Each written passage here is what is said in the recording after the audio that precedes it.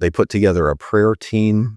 We had people praying before the movie, during the movie, continuing to pray. We had somebody praying on set the entire time we were filming.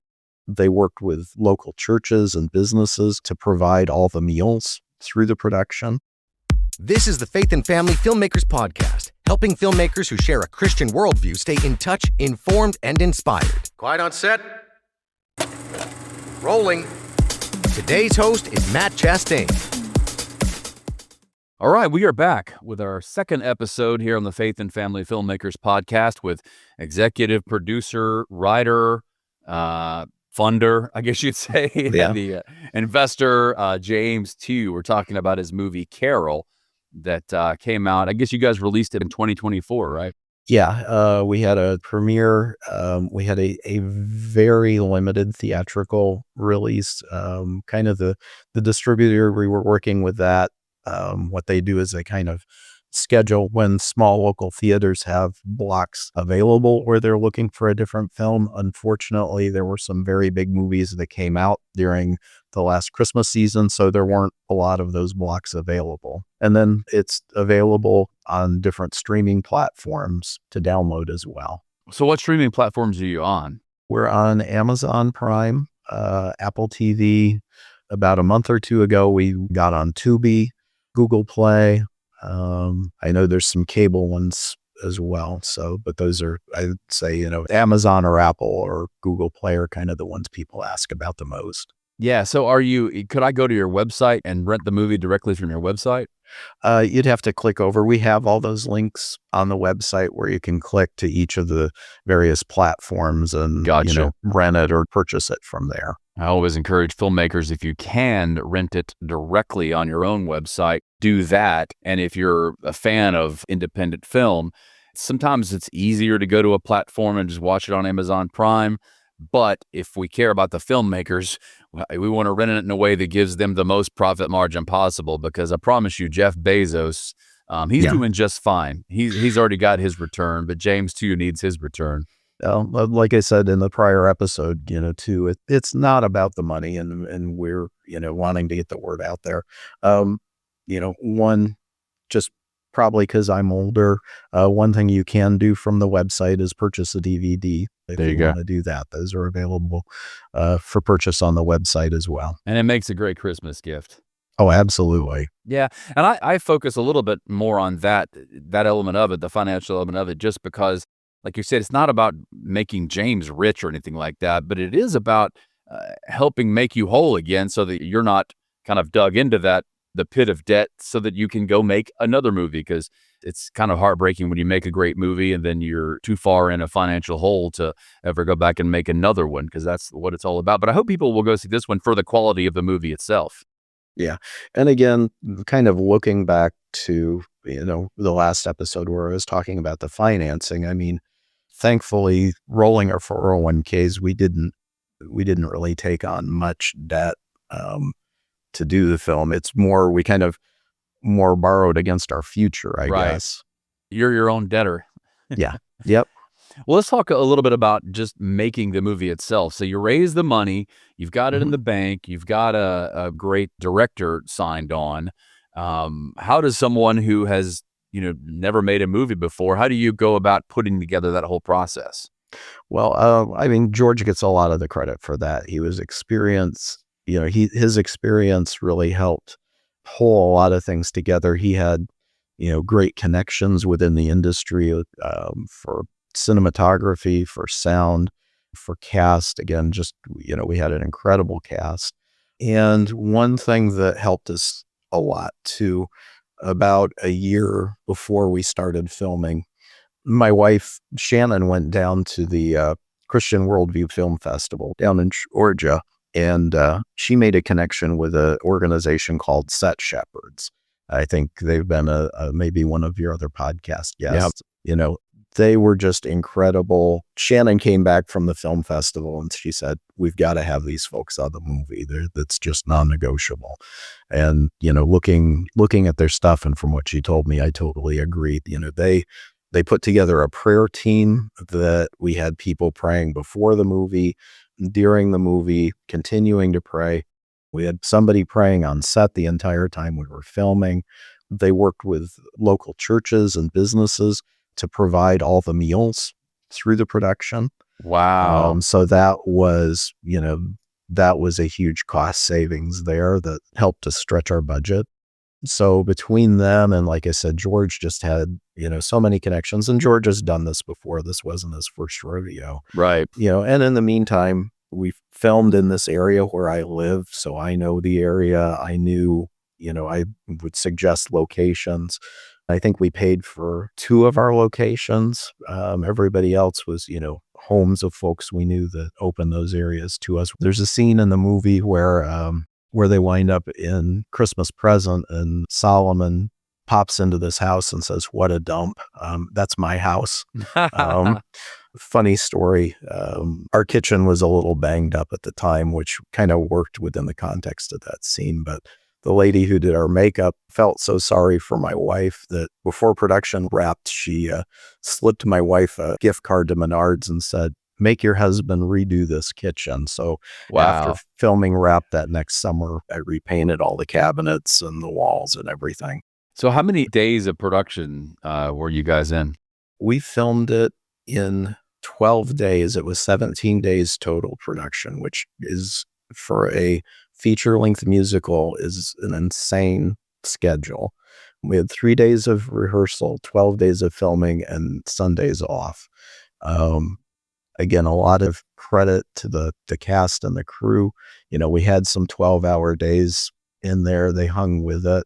Um, a lot of God working things out. We had 2 days of outdoor shooting, which in Indiana in February Whew. is always very questionable. One night we were filming outside. It was actually 60 degrees that night, which is a minor miracle in itself.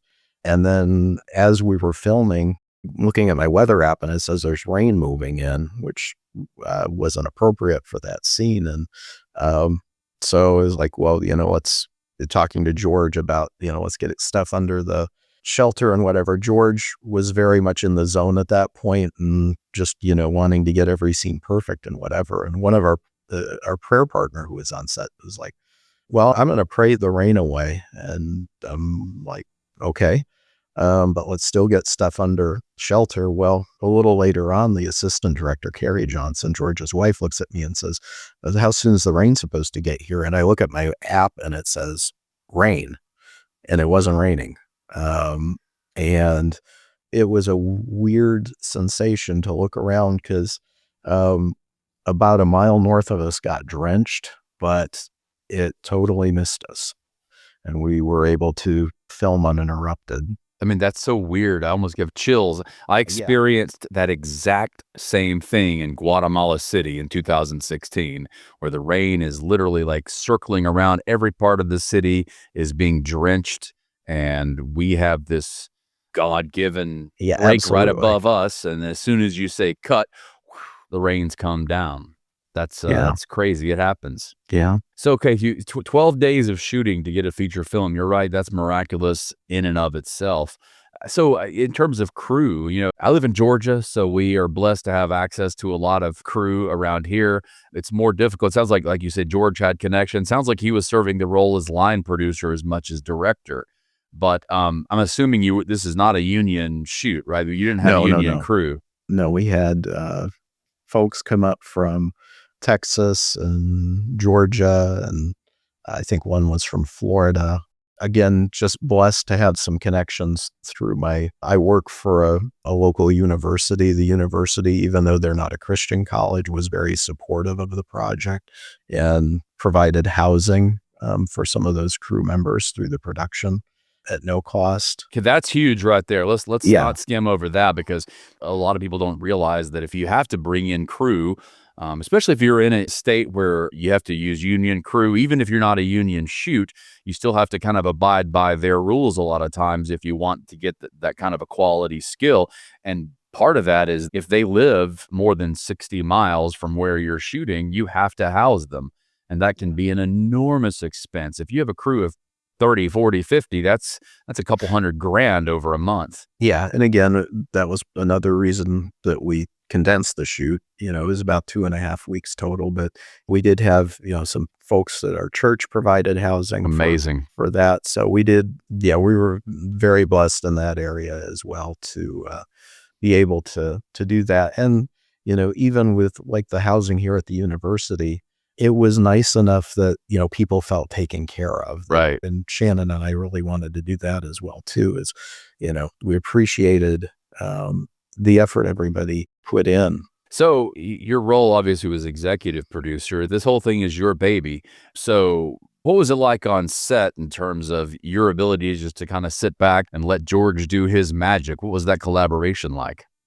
Well, again, George was the expert at this, so I deferred on that. There were times, and that was something, again, I kind of learned initially about how and when that communication, if I had a question about something, learning about how to do that. But that worked out pretty well. Again, yes, this was, my original play, but again, it's not about me. Yeah. That's the message of the film, and something I took to heart. Seeing the final product, I talked, I think, in the last episode about writing the songs. Robert Amaya, who plays Christmas Present, kind of came in and said, "Hey, I think I can make these a little better." And some of these songs, had been rattling around my head, and I was a little hesitant, but I'm like, okay, he made them so much better. Robert's a very gifted songwriter in addition to being, just a great actor, and was also just a wonderful encouragement on set. But yeah, to say it's my baby, again, it's what God wants to do with it. And, I don't want to take away from that if my ego's getting in the way. And so this was my first go around. Everybody else here had experience doing this.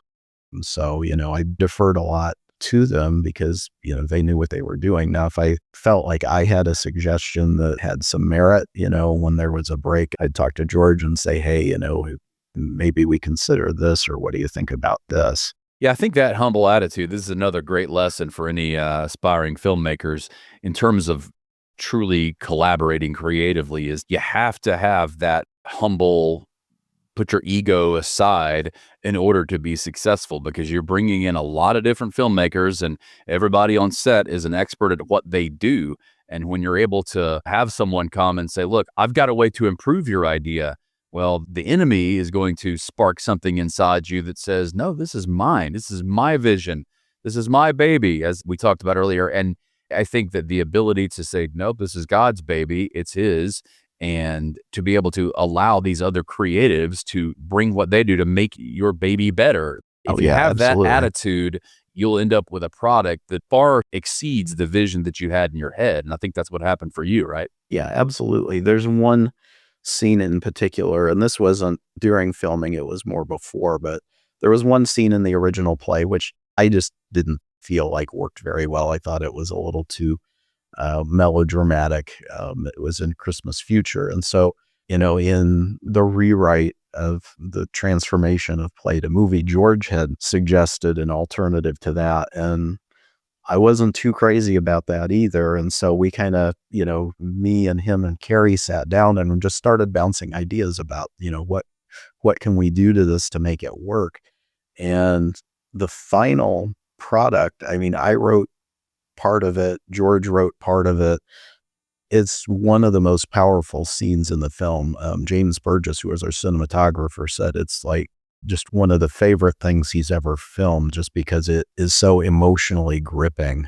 It's a scene where Christmas Future happens and Solomon finds his wife praying in an abandoned church, and just their interaction there and everything. So yeah, just that working together, the end product was so much better. So I would imagine you've sat in on lots of screenings of the film in different theaters and churches and things like that. Do you find that it doesn't get old to watch your movie because you're actually there? You're less experiencing your movie and you're more experiencing the audience experiencing your movie. That's a magical feeling. What's that been like for you? Absolutely. I mean, we just a couple of weeks ago, I was up at the Purpose Film and Media Festival down in southern Indiana, and sitting there and just, hearing people laugh at the moments that are funny and having people afterwards tell me again how much they were touched by it. Because there's a lot of emotion in the movie. There are moments that will have you laughing. There are moments that will bring you to tears. There are some moments that have a little bit of both. And yeah, just being able to experience that reaction, it's a lot of fun. Have you gotten to the point where like you can anticipate a gasp will be or where a laugh will be, and you know how well the movie is going to be received based on the level of a laugh early on or something like that?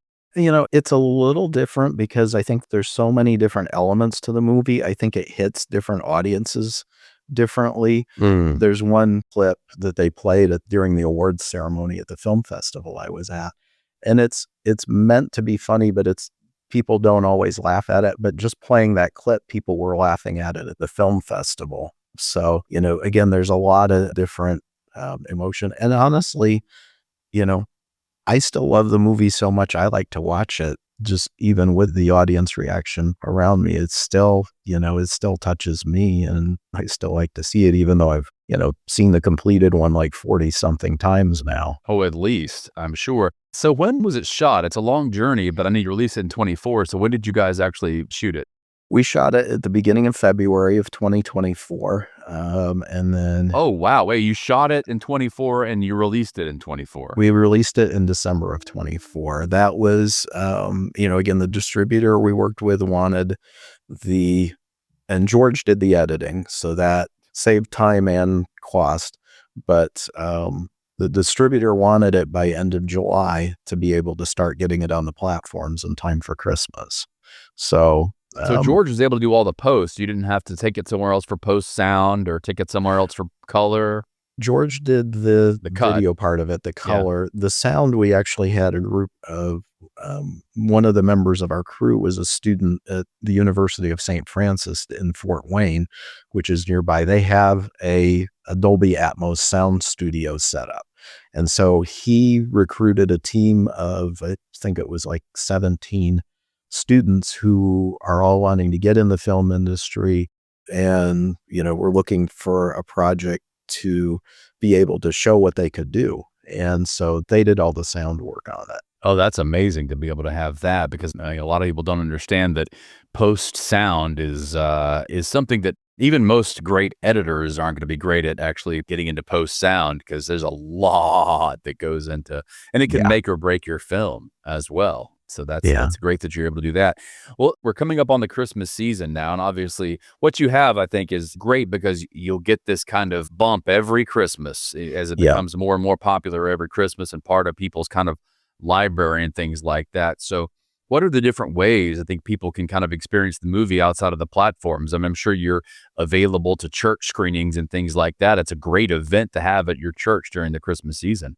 Yeah, we are making that available to churches. I've had a couple that, I'm talking with already about doing a church. But, obviously anybody hearing about this, if you want kind of like the goal of the original play, if you want something that people are familiar with, but has a strong gospel message, a lot of fun and catchy music, reach out, carolmovie.com. All we ask is a love offering be taken for that, but we would gladly make that available to your church. It's obviously still on streaming platforms. Like I said, DVD. I'm still trying to see, I don't know for sure if it's going to come through, but I'm talking with the distributor who did our theatrical release end of last year about maybe trying to do a re-release, because I was kind of like, small theaters may want to show something in their Christmas lineup besides the Polar Express or Elf. So we'll see if that goes anywhere. We're at least having those discussions. We're doing an event in November, November 7th. There's a ministry we partnered with. They're called Agape Mobility Ethiopia, and they take wheelchairs that people don't use here in the U.S. anymore, fix them up, and ship them over to Ethiopia for people to use there, because there's just a very big need for that. And so we're doing a showing in November in Fort Wayne that's going to benefit that ministry as well. Well, that is awesome. As we kind of close out this episode, I always want to know, what's the biggest lesson you learned through this process? that you could share with our listeners? Yeah. I've been asked that a few times. I kind of joke that the biggest lesson I learned is, you hear executive producer and you think, it's Steven Spielberg. Hmm. No, an executive producer, you're just a very large ATM is what you are. Beyond that, I know we talked earlier about, marketing. If I had it to do over again, we definitely would have allocated more budget for that. That was kind of a hard lesson to learn, I guess. Again, you're kind of thinking that there's more that's going to come with that. It's a marathon. Like I said before, it's not a sprint. As more people see the movie, they're loving it. It's going to be just kind of working a few people at the time, and that's okay because God's going to bring it to the right people, to the people who need to hear it. Amen. Well, James Tew, this has been a fantastic conversation. I just really appreciate you taking some time this morning. Just once again, tell us where we can find the movie Carol, and hope everybody listening will go check it out this Christmas season. Share it with your family. The DVD makes a great gift, so keep that in mind. Yeah, absolutely. If you go to carolmovie.com, there's links there to all the different platforms where you can stream it. You can purchase a DVD. There's also links to Spotify and other streaming platforms if you want to listen to the soundtrack as well. That's awesome. Well, man, thanks so much for joining us, and we hope to talk to you when you're working on your next project. Sounds great. Thanks for listening to the Faith and Family Filmmakers podcast. If you've been enjoying this podcast, take a moment to follow or subscribe on your favorite podcast player so you don't miss an episode. And if you'd like to support the production of this podcast, you can leave a tip at faffpodcast.com/support. Bringing filmmakers together for faith and family.